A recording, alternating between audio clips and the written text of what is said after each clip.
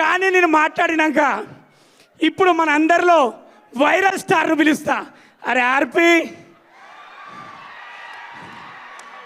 నీకోసం వెయిట్ చేస్తున్నారా? ఆర్పి గారి కోసం వీడిప్పుడు ఏం మాట్లాడు,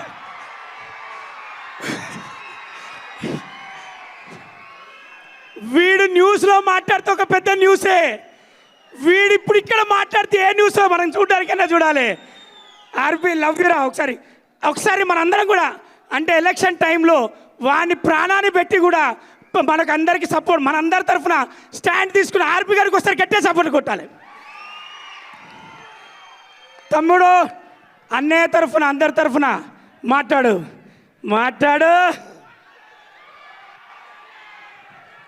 నాకు ఇందాక ఏమైంది? ఇందాక మంచి మాట చెప్తేనా? అలా ఒక నిమిషం. ఇందాక రఘురామకృష్ణరాజు గారిని కలిసేసి ఇటు గచ్చిబౌలి నుంచి వస్తూ ఉండా కారులో. RRR గారిని కలిసి గచ్చిబౌలి నుంచి వస్తూ ఉండా. కారు ఇటు తిరిగింది, కట్ చేస్తే ఇంకో కారు ఆడేది నా వెనక. కొంచెం ఇటు ఐటికి సిటీ ఇటు తిరగగానే ఇంకొక కారు ఆడేది నా వెనక. మనం వచ్చింది ఒక కారులో కదా, ఇంకొక కారు ఎక్కడి నుంచి వచ్చిందని చూసా. మళ్ళీ ఇంకొక కారు వచ్చింది. వీళ్ళెవరో మీకు తెలుసు అనుకుంటా, నా డైహార్డ్ ఫ్యాన్స్. మొత్తం అక్కడి నుంచి ఇక్కడ వరకు ఆ కారు మొత్తం కలిపి నాకు ఫ్యాన్స్ కాదండి, డైహార్డ్ ఫ్యాన్స్ ఉంటారు నాకు. నేను ఎట్ట పోతుంటే అట్ట వస్తుంటారు. సరే ఇదేందబ్బా ఇది, ఈ విధంగా తిరుగుతున్నారు నా వెనక. సరే ఇప్పుడు నేను ఎట్ట కాపాడుకోవాలి, నన్ను ఎట్ట సెక్యూర్ చేసుకొని భయంతో వస్తూ ఉన్నా. కట్ చేస్తే లొకేషన్ చూస్తూ వస్తున్నాను, టక్కన వాళ్ళు అలా వస్తూ ఉన్నారు. కట్ చేస్తే చిరంజీవి గారు కటౌట్ కనబడింది అంతే. నిజంగా నాకు ఎంత ధైర్యం వచ్చిందంటే, వాళ్ళు ఎంతమంది వచ్చినా సరే ఒక్కసారిగా మెగా అభిమానులు తాలూకు ఆ బొమ్మ కనబడిందంటే ఒక్కోడికి దెమ్మ తిరుగుతుంది. ఒక్క కారు కూడా నాకు కనబడలే, ఎటపోయినా ఇప్పటికీ కనబడట్లేదు.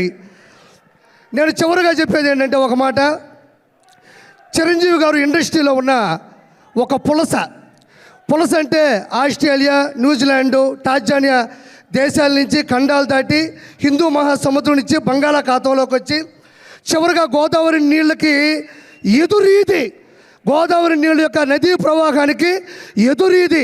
ప్రపంచంలో ఏ చేప నదీ ప్రవాహానికి ఎదురీదలేదు, దానివల్ల కాదు. ఒక్క పులస మాత్రమే ఎదురీది సంతాన ఉత్పత్తి కోసం గుడ్లు పెడుతుంది. As it is in industry, megastar Chiranjeevi గారు కూడా మొగల్తూరులో పుట్టి నెల్లూరులో పెరిగి యాక్టింగ్ నేర్చుకొని చెన్నైలో అవకాశాల కోసం తిరిగి హైదరాబాద్లో హిస్టరీని సృష్టించి, అంటే నదీ ప్రవాహానికి ఎదురీదే చేప పులస అయితే కష్టాల్ని, నష్టాల్ని, బాధ్యతల్ని, బాధల్ని ఏ మాత్రం తల వంచకుండా, తల దించకుండా అదే ప్రవాహ వేగానికి ఎదురీదే ఏకైక జీవి చిరంజీవి. అంటే అన్ని చేపలు వేరు, పులస చేప వేరు, దానికోసం తెగ కొట్టుకుంటే అది రాజమండ్రి వాళ్ళకి ఎక్కువ తెలుసు.